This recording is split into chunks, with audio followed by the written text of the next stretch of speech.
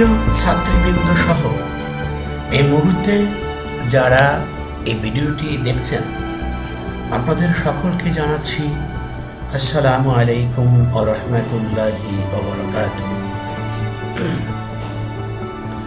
সুপ্রিয় ছাত্রীবৃন্দ, আশা করি আল্লাহ সুবহানাহু ওয়া তাআলার অসীম রহমতে তোমরা সকলেই ভালো আছো। আলহামদুলিল্লাহ, আমিও ভালো আছি। তবে কণ্ঠ শুনে বুঝতে পারছো গলার অবস্থা। আজ 10 মে 2020 এমন একটি মুহূর্তে তোমাদের সামনে হাজির হয়েছি যখন সমস্ত পৃথিবী করোনা ভাইরাসের কঠিন থাবায় বিধ্বস্ত। সমস্ত পৃথিবীতে বিরাজ করছে মৃত্যুর আতঙ্ক। পৃথিবীর প্রতিটি দেশ অর্থনৈতিকভাবে আজ বিপর্যস্ত। শিক্ষাক্ষেত্রে পার করছি এক অন্ধকারময় সময়, কারণ পৃথিবীর সব দেশের সকল ধরনের শিক্ষা প্রতিষ্ঠান বন্ধ রয়েছে। তবুও আমাদের দেশের সরকার তোমাদের ব্যাপারে অত্যন্ত সজাগ দৃষ্টি রাখছে। তোমাদের পড়াশোনার যেন ক্ষতি না হয় সেজন্য শিক্ষকদেরকে অনলাইনে ক্লাস নিতে অনুরোধ করেছে।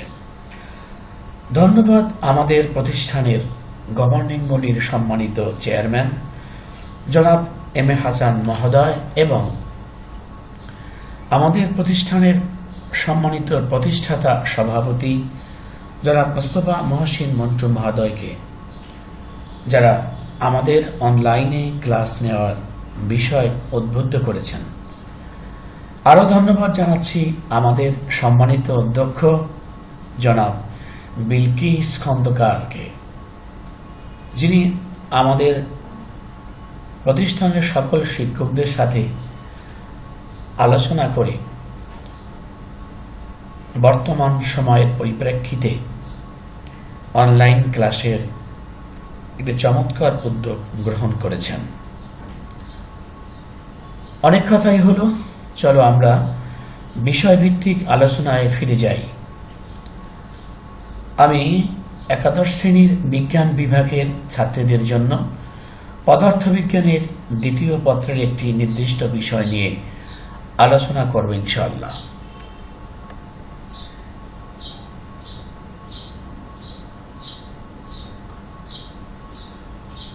আজকে আমাদের আলোচনার বিষয় হচ্ছে জ্যামিতিক আলোক বিজ্ঞান।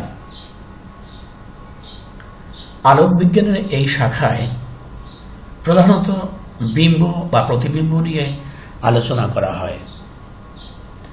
আর প্রতিবিম্ব নির্ণয়ের জন্য আমরা আলোক রশ্মিচিত্র জ্যামিতিকভাবে অঙ্কন করে নির্ণয় করি।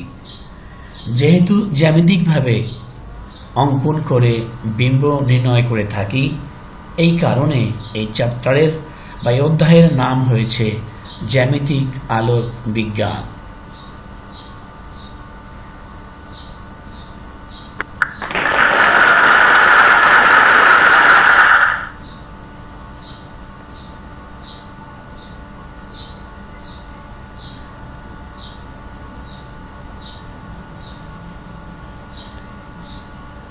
আমরা আজকে যেগুলোর উপর আলোকপাত করব সেগুলো হচ্ছে আলোর প্রতিফলন, দর্পণ, আলোর প্রতিসরণ, প্রতিসরাঙ্ক বা প্রতিসরণাঙ্ক, প্রতিসরণ ও আলোর বেগের মধ্যে সম্পর্ক, সংকট কোণ, পূর্ণ অভ্যন্তরীণ প্রতিফলন, সমান্তরাল মাধ্যমে আলোর প্রতিসরণ, প্রতিবিম্ব বা বিম্ব, বাস্তব প্রতিবিম্ব, অবাস্তব প্রতিবিম্ব।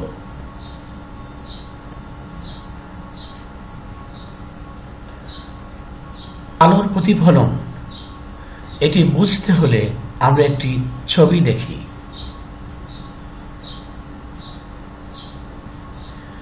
এখানে একজন শিক্ষার্থী টর্চ লাইট থেকে আলো বিচ্ছুরণ করে অন্য এক শিক্ষার্থীর হাতে আয়নার উপর ফেলছে এবং সেখান থেকে আলো আবার বিচ্ছুরিত হয়ে অন্য একজন শিক্ষার্থীর গায়ে পড়ল। আসলে এখানে যা ঘটল তা হলো আলোর প্রতিফলন। কারণ এই শিক্ষার্থী বায়ু মাধ্যম থেকে আলো কাঁচ মাধ্যমে ফেলেছে। কাঁচ মাধ্যমে আলো প্রতিফলিত হয়ে বা আলো বাধা পেয়ে আবার বায়ুর মাধ্যমেই ফিরে আসছে। এটা হলো আলোর প্রতিফলন।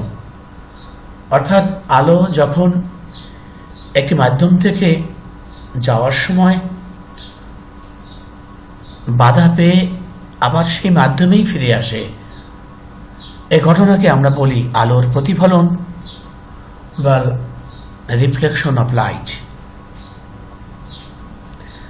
আমরা এবার রশ্মি চিত্রের সাহায্যে বোঝার চেষ্টা করি।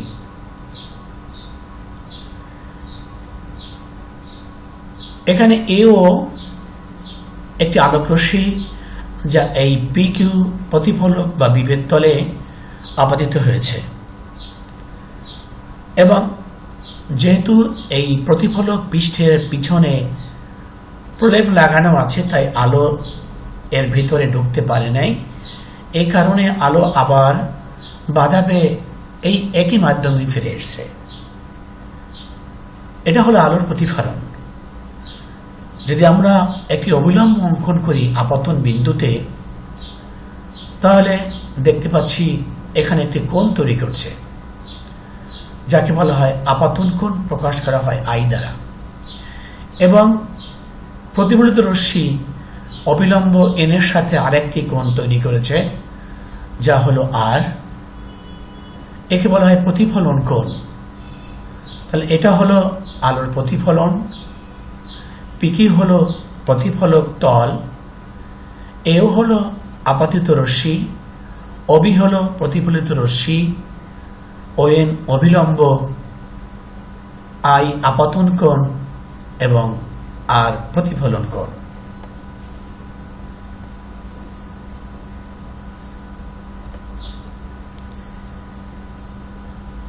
এবার আলোচনা করব আমরা দর্পণ নিয়ে। দর্পণের আর এক নাম হচ্ছে আয়না, যেখানে আলোর প্রতিফলন ঘটে।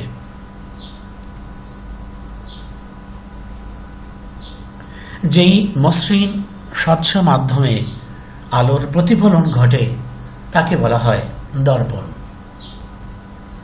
দর্পণ প্রধানত দুই প্রকার।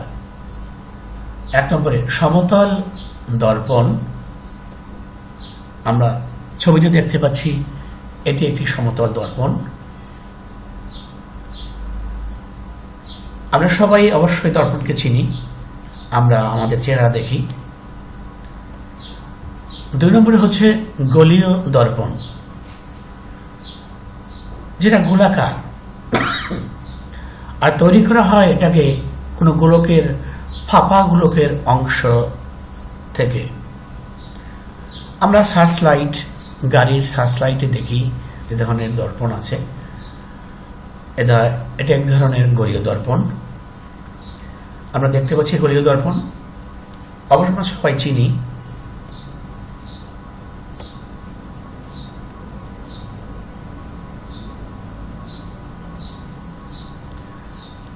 এখন আসি আমরা গোলীয় দর্পণের প্রকারভেদ নিয়ে।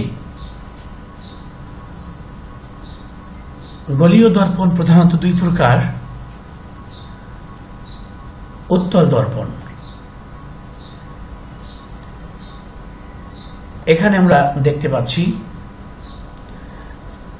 এই গোলীয় দর্পণ তৈরি করা হয় ফাঁপা গোলকের অংশ নিয়ে।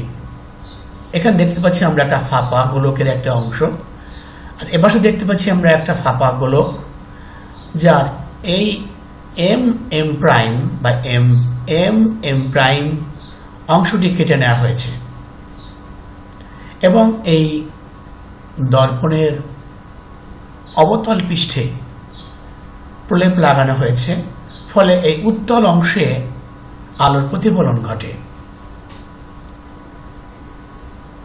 তাহলে আমরা বুঝতে পেরেছি উত্তল দর্পণটা কি।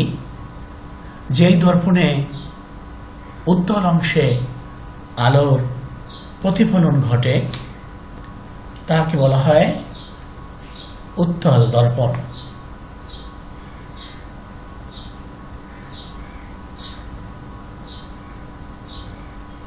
এবার গলীয় দর্পণের আরেকটি প্রকার ভেদ, সেটা হলো অবতল দর্পণ। আমরা দেখতে পাচ্ছি অবতল দর্পণ, এটি একটি গোলকের ফাঁপা অংশ, যেখানে আমরা দেখতে পাচ্ছি এটি একটি ফাঁপা অংশ কেটে নেওয়া হয়েছে গোলক থেকে। গোলকটি এরকম ছিল, কিন্তু এবারে এটা অবতল বিশিষ্ট, কিন্তু আসলে অবতল দেখালো আমরা দেখতে পাচ্ছি না, কিন্তু বোঝাতে পারছি না, কিন্তু এটা অবতল অংশ। আর অবতল অংশে এবার প্রলেপ লাগানো নেই, উত্তল অংশে প্রলেপ লাগানো আছে। এখানে উত্তল অংশে প্রলেপ লাগানোর কারণে অবতল অংশে আলোর প্রতিফলন ঘটে। আমরা বলতে পারি গলীয়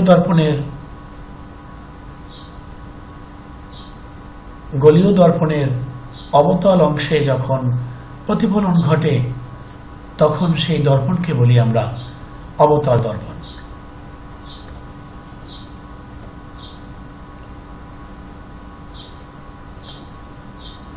এবার আলোর প্রতিসরণ। আমরা দেখেছি যে আলোর প্রতিফলনে দেখেছি আমরা যে আলো যখন চলার পথে বাধা পেয়ে সেই মাধ্যমেই ফিরে আসে, এখানে হচ্ছে আলোর প্রতিফলন। আর যদি আলো চলার সময় এক মাধ্যম থেকে অন্য মাধ্যমে প্রবেশ করে তখন এই ঘটনাকে বলা হয় আলোর প্রতিফলন অথবা রিফ্লেকশন অফ লাইট। আমরা এখানে দেখতে পাচ্ছি যে বায়ু একটি মাধ্যম, কাঁচ একটি মাধ্যম। বায়ু হালকা মাধ্যম, কাঁচ অবশ্যই তার চেয়ে ঘন মাধ্যম। এই একটি অবিলম্ব এন প্রাইম, পিকিউ একটি বিভেদ তল, অর্থাৎ এই মাধ্যমকে পৃথক করেছে পিকিউ তলটি। আলো এই এ ও বি পথে বায়ু মাধ্যম থেকে এসে এই বিন্দুতে পড়ে এবং এই মাধ্যমে ঢুকে যায়, অর্থাৎ এখানে আলোর প্রতিসরণ ঘটেছে। আমরা বলতে পারি এ বি আপাতত রশ্মি, বি সি প্রতিসরিত রশ্মি, এবং অবিলম্বের সাথে এই যে আই কোণটা, এর নাম হচ্ছে প্রতি আপতন কোণ। আর নিচে যে আর কোণটা দেখছি আমরা, প্রতিসরিত রশ্মির সাথে অবিলম্বের সাথে প্রতিসরিত রশ্মি যে কোণ করছে তা হচ্ছে প্রতিসরণ কোণ। আমরা দেখতে পাচ্ছি যে আলো এবি পথে এসে বিবিন্দুতে পড়ছে। যদি এই মাধ্যম না থাকতো, এই ঘনমাধ্যম না থাকতো, তাহলে সরাসরি আলো এ বি সি পথে যেত। কিন্তু এই মাধ্যমটি থাকার কারণে আলো এই পথে না গিয়ে একটু লম্বের দিকে সরে আসছে। তাই আমরা বলতে পারি আলো যখন হালকা মাধ্যম থেকে ঘন মাধ্যমে প্রবেশ করে তখন অবিলম্বের দিকে বেঁকে আসে।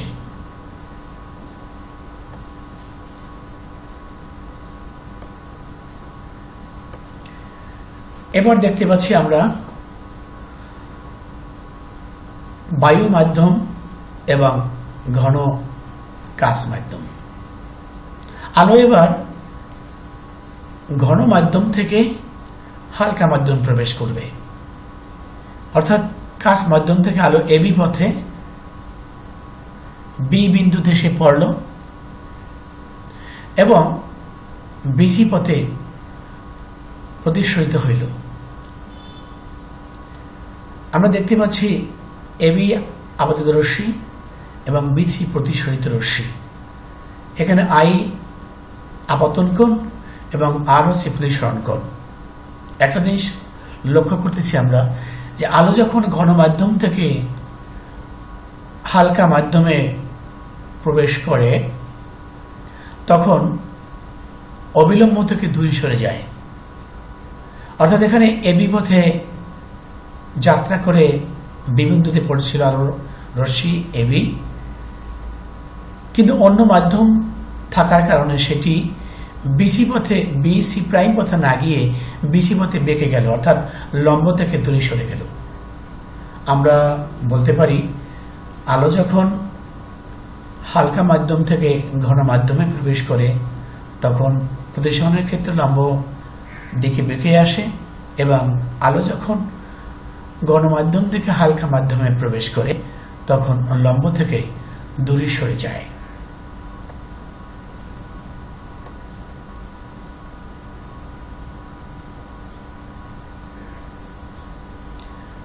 এবারে প্রতিসরণাঙ্ক।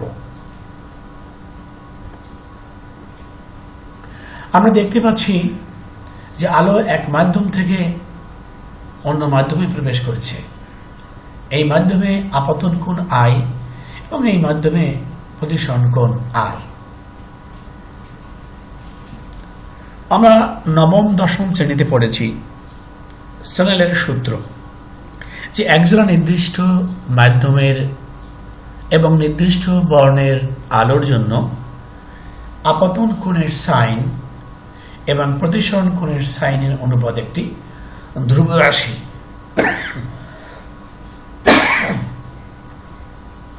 আমরা দেখি, অর্থাৎ এখানে দেখতে পাচ্ছি আমরা যে সাইন আই এবং সাইন আর,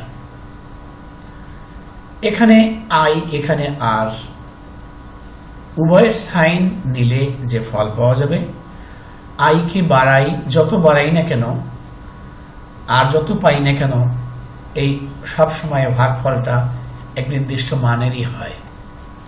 একেই বলা হয় আলোর প্রতিসরাঙ্ক বা প্রতিসরণাঙ্ক অথবা রিফ্লেকটিভ ইন্ডেক্স। আমরা প্রকাশ করি মিউ দ্বারা।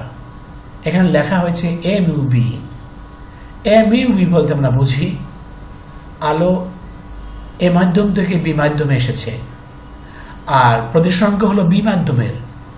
আমরা বলবো এ মাধ্যমের সাপেক্ষে বি মাধ্যমের প্রতিসরাঙ্ক mu sine i by sine r.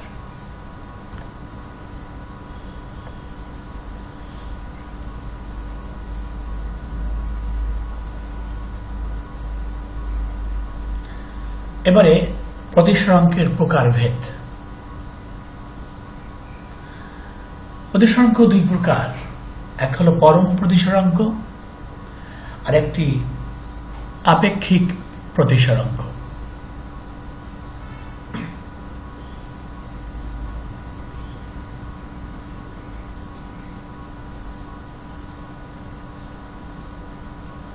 এবারে প্রতিসরাঙ্ক অথবা প্রতিসরণাঙ্ক ও আলোর বেগের মধ্যে সম্পর্ক। এই যে মিউ অর্থাৎ প্রতিসরাঙ্ক কে আমরা সাইন আই বাই সাইন আর দিয়ে প্রকাশ করেছি, কিন্তু একে আলোর বেগ দিয়ে প্রকাশ করা যায়।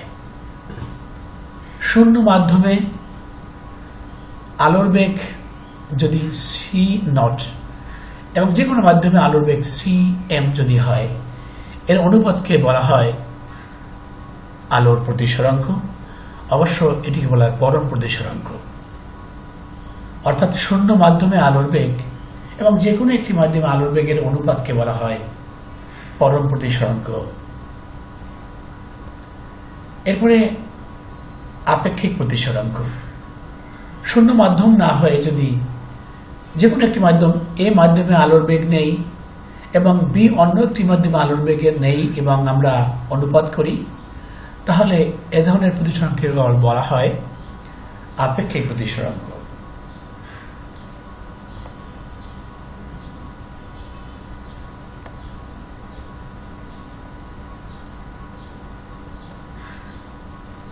কয়েকটি সমান্তরাল মাধ্যমে আলোর প্রতিসরণ। এখানে আমরা দেখতে পাচ্ছি যে এ একটি মাধ্যম, হালকা মাধ্যম, বি একটি মাধ্যম, এর চেয়ে ঘন মাধ্যম, সি আরেকটি মাধ্যম, এর চেয়েও ঘন মাধ্যম, এবং সর্বশেষে এ আবার অর্থাৎ হালকা মাধ্যম, অর্থাৎ এই মাধ্যম আর এই মাধ্যম একই, অর্থাৎ আলো এখান থেকে প্রবেশ করে একেবারে বেরিয়ে যাচ্ছে। এই মাধ্যমে আলোর ক্ষেত্রে আপতন কোণ আই, প্রতিসরণ কোণ আর, এই মাধ্যমে আপতন কোণ আর, প্রতিসরণ কোণ আর প্রাইম, এই মাধ্যমে আপতন কোণ আর প্রাইম, প্রতিসরণ কোণ আর। এরকম কতগুলো মাধ্যম যে সমান্তরালে থাকে, তাহলে আলোর প্রতিসরাঙ্ক যে পাওয়া যাবে তাকে আমরা এভাবে প্রকাশ করতে পারি, অর্থাৎ বি মিউ সি দ্বিতীয় মাধ্যম এবং তৃতীয় মাধ্যম, অর্থাৎ দ্বিতীয় মাধ্যমের সাপেক্ষে তৃতীয় মাধ্যমের প্রতিসরাঙ্ক লেখা যায় প্রথম মাধ্যম সাপেক্ষে দ্বিতীয় মাধ্যমের প্রতিসরাঙ্ক এবং প্রথম মাধ্যম সাপেক্ষে তৃতীয় মাধ্যমের প্রতিসরাঙ্কের অনুপাতের সমান, অর্থাৎ B mu C equal to A mu B divided by A mu C.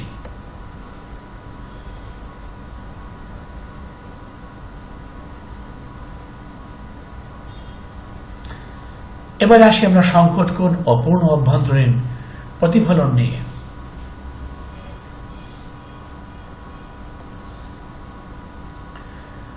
আমরা দেখেছি আলো যখন গণমাধ্যম থেকে হালকা মাধ্যমে যায় তখন লম্ব থেকে দূরে সরে যায়। এখানে পানি ঘনমাধ্যম, বায়ু হলো হালকা মাধ্যম, তাই হালকা গণমাধ্যম থেকে পিকিউ রশ্মিটি প্রতিসরণের সময় পি এর পথে চলে গেছে, অর্থাৎ লম্ব থেকে দূরে চলে গেছে। যদি আপতন কোণ আমরা আরো বাড়াতে থাকি তা দেখা যায় এই রশ্মিটি ক্রমান্বয়ে এই বিবিধ তলের দিকে চলে আসে। এরকম আপতন বাড়াতে বাড়াতে এমন একটি অবস্থায় আসে প্রতিসরণ কোণ এখানে না হয়ে এখানে হয়, অর্থাৎ বিভেদ তল এসে যায়, অর্থাৎ প্রতিসরণ কোণ তখন 90 ডিগ্রি হয়। এখানে কিন্তু 90 ডিগ্রি নয়, এখানে 90 ডিগ্রি হয়ে গেছে, কারণ আমরা আপতন কোণে আরো বাড়াইছি। যেই আপতন কোণের জন্য প্রতিসরণ কোণ 90 ডিগ্রি হয় সেই আপতন কোণকে বলা হয় সংকট কোণ বা ক্রিটিক্যাল অ্যাঙ্গেল। আমরা প্রকাশ করি থিটা সি দ্বারা, অর্থাৎ সংকট কোণকে আমরা থিটা সি দ্বারা প্রকাশ করি। তাহলে আমরা বুঝতে পারছি আলোক রশ্মি ঘন মাধ্যম থেকে হালকা মাধ্যমে যাওয়ার সময়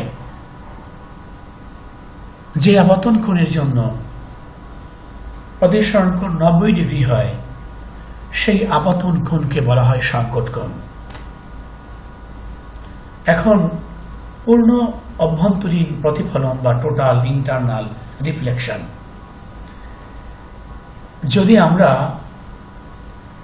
আপতন কোণ থিটা সি থেকেও আরো বাড়াই তাহলে দেখা যায় প্রতিসরণ কোণ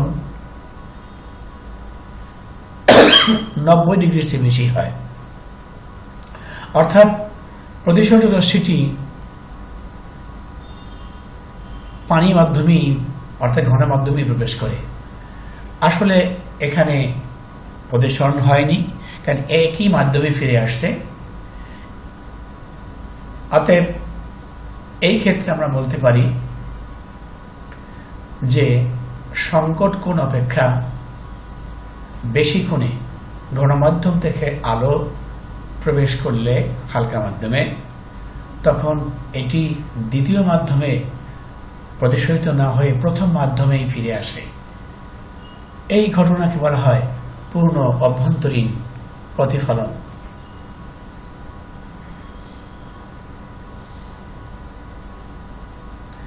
আমরা কি সম্পর্ক দেখি।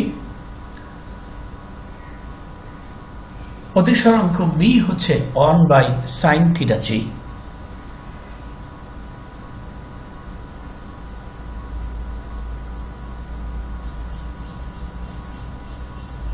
প্রতিবিম্ব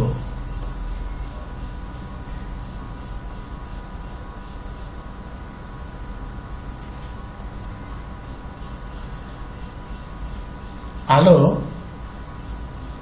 কোন বিন্দু থেকে নিশ্চয় প্রতিষ্ঠিত হওয়ার পর প্রতিফলিত বা প্রতিসরিত হয়ে দ্বিতীয় কোনো বিন্দুতে মিলিত হয় বা দ্বিতীয় কোনো বিন্দু থেকে আসছে বলে মনে হয়,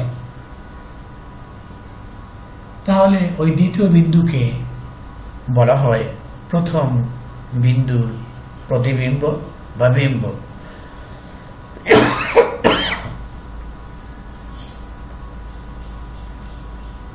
বিম্বের প্রকারভেদ অথবা প্রতিবিম্বের প্রকারভেদ। প্রতিবিম্ব দুই প্রকার, যথা বাস্তব প্রতিবিম্ব। আমরা দেখতে পাচ্ছি যে যদি আমরা একটি লেন্সের সামনে একটি মোমবাতি রাখি, তার এক উল্টা বিম্ব এখানে তৈরি হয়, একে বলা হয় বাস্তব বিম্ব। বাস্তব বিম্ব উল্টা হয় এবং একে পর্দায় ফেলা যায়। এই যে পর্দায় ফেলা হয়েছে, একে পর্দায় ফেলা যায়, স্পর্শ করা যায়, আর এখানে গিয়ে প্রকৃতপক্ষে আলো মিলিত হয়। এই জন্য এখানে বাস্তব বিম্ব তৈরি হয়। অর্থাৎ প্রতিসরণের বা প্রতিফলনের পর যেখানে প্রকৃতপক্ষে আলো গিয়ে মিলিত হয়, সেখানেই পাওয়া যায় বাস্তব বিম্ব, এবং এটি উল্টা হয়, অবাস্তব বিম্ব। আমরা দেখতে পাচ্ছি আয়নার সামনে একটা বস্তু রাখা আছে, ভিতরে একটি বিম্ব তৈরি হয়েছে, এটা আসলে অবাস্তব বিম্ব। কারণ এখানে প্রতিফলনের পরে আলো আসলে ওখানে যায়নি, ওখান থেকে রশ্মিটি আসছে বলে মনে হয়। এটি পর্দায় ফেলা যায় না, এটা উল্টা হয় না, সিধা হয়। অর্থাৎ প্রতিফলন বা প্রতিসরণের পরে আলো যেখান থেকে আসছে বলে মনে হয়, এই ক্ষেত্রে যে বিম্ব তৈরি হয় তাকে বলতে পারি আমরা অবাস্তব বিম্ব। এটি সিধা হয় এবং এটি স্পর্শ করা যায় না এবং পর্দায় ফেলা যায় না।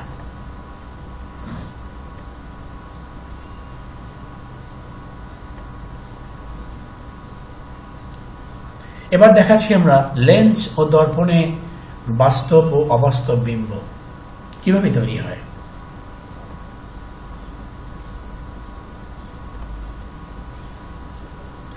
এখানে দেখানো যাচ্ছে যে গলীয় দর্পণে বাস্তব বিম্ব। আমরা এখানে একটি বস্তু রেখেছি। আমরা জানি একটি বস্তু থেকে বিম্ব পেতে হলে কমপক্ষে দুইটি রশ্মি আঁকতে হবে। এখানে একটি অবতল দর্পণ রাখা আছে। এই শীর্ষবিন্দু থেকে আমরা একটি রশ্মি এদিকে নিয়েছি। প্রতিফলনের পরে রশ্মিটি এদিকে চলে আসবে, কারণ আমরা জানি এটি হলো প্রধান অক্ষ। প্রধান অক্ষের সমান্তরালে আলো রশ্মি গেলে তার ফোকাস দিয়ে যায়। অবশ্যই এই বিষয়ে আমরা পরবর্তীতে অনেক আলোচনা করব। এখানে শুধু যা না বলার নয় সেটুকু আলোচনা করছি আমরা। অতএব এখান থেকে এই রশ্মিটি প্রতিফলন নিয়ম অনুসারে ফোকাস দিয়ে যাবে, আর একটি রশ্মি কেন্দ্র দিয়ে চলে গেছে সোজা, কারণ এক্ষেত্রে আলো দিক পরিবর্তন করবে না।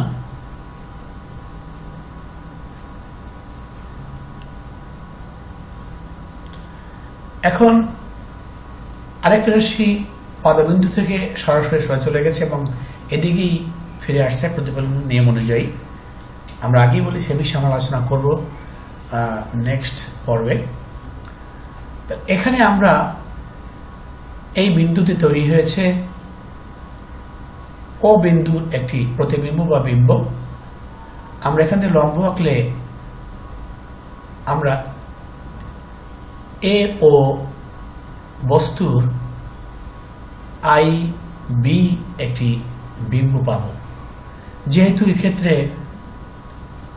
এক্ষেত্রে আলো মিলিত হয়েছে, তাই এখানে একটি বাস্তব বিম্ব তৈরি হবে। এবার একটি লেন্সের ক্ষেত্রে দেখা যাক। এখানে একটি উত্তল লেন্স দেখানো হয়েছে। আমরা এ বিষয়ে দ্বিতীয় পর্বে বিশদ আলোচনা করব। এখানে একটি বস্তু রেখেছি আমরা, এবং প্রতিসরণের নিয়ম অনুসারে এটি এখানে এই রশ্মিকে এখানে মিলিত হয়েছে, এবং এখানে পাওয়া যাবে এর শীর্ষের একটি বিম্ব, এবং অবিন্দুর বিম্ব এখানে পাওয়া যাবে। আমরা লম্ব আঁকলে আমরা বলতে পারবো এই বস্তুটির বিম্ব একটি এখানে পাওয়া গেল। যেহেতু এক্ষেত্রেও রশ্মি এখানে গিয়ে মিলিত হয়েছে, এখানেও একটি বাস্তব বিম্ব তৈরি হবে।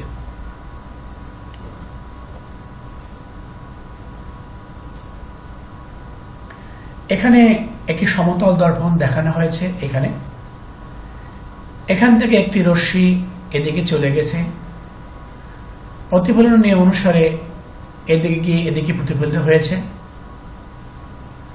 এবং এখানে একটি বিন্দু তৈরি হবে বিম্ব। এটি মনে হচ্ছে যে আসলে এই কিউ আর রশ্মিটি আই কিউ থেকে আসছে, মানে আই বিন্দু থেকে আসছে, অর্থাৎ আই বিন্দু থেকে আসছে বলে মনে হয়। যেহেতু আসছে বলে মনে হয়, আসলে এখান থেকে আসেনি, এখানে বিম্ব তৈরি হয়েছে, অতএব এটি একটি অবাস্তব বিম্ব। আমরা দেখতে পাচ্ছি গোলীয় অবতল দর্পণের ক্ষেত্রে যেখানে একটি বস্তু রাখা হয়েছে প্রধান ফোকাসের ভিতরে, প্রতিফলন নিয়ম অনুসারে এখানে তৈরি হয়েছে একটি বিম্ব, এবং এখানে তাকালে মনে হবে এই দুটি রশ্মি এখান থেকে আসছে, এই যে এখান থেকে আসছে, কিন্তু আসলে এখান থেকে এবং এখান থেকে আসছে, কিন্তু দেখলে মনে হবে যে এখান থেকে আসছে। যেহেতু এখান থেকে আসছে বলে মনে হয়, আসলে আসেনি, অতএব এখানে বিম্ব তৈরি হয়েছে একটি অবাস্তব বিম্ব। এবার আমরা অবতল লেন্স দেখি। ঠিক এখানে একটি বস্তু রাখা হয়েছে। অবতল লেন্সের প্রতিসরণের নিয়ম অনুসারে এখানে একটি বিম্ব তৈরি হয়েছে, আমরা দেখতে পাচ্ছি ছোট্ট খর্বিত একটি বিম্ব তৈরি হয়েছে। অর্থাৎ এখান থেকে তাকালে মনে হবে এই রশ্মি দুটি এখান থেকে আসছে। অতএব যেহেতু এখান থেকে আসছে বলে মনে হয়, আর এখানেই বিম্ব তৈরি হয়েছে, অতএব আমরা বলতে পারি এর একটি অবাস্তব বিম্ব। তা আমরা দেখলাম সমতল দর্পণ, গোলীয় দর্পণ, উত্তল অবতল লেন্সের বাস্তব এবং অবাস্তব প্রতিবিম্ব।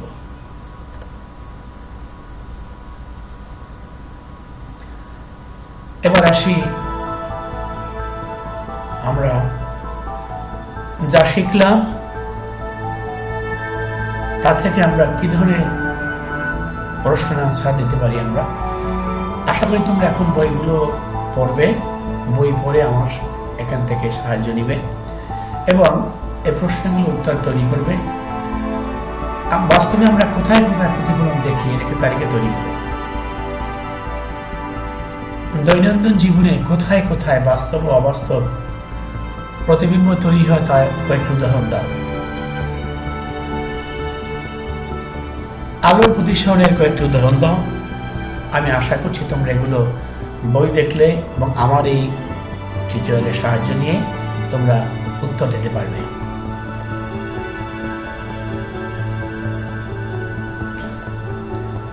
বাড়ির কাজ।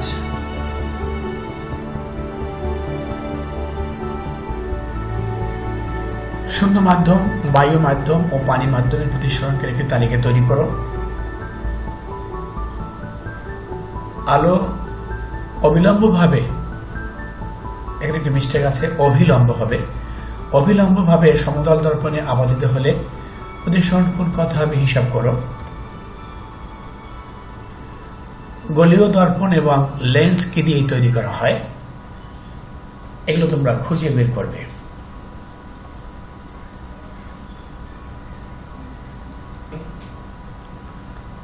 আজান নয়, আমরা এখন বিদায় নেব। সবাইকে ধন্যবাদ।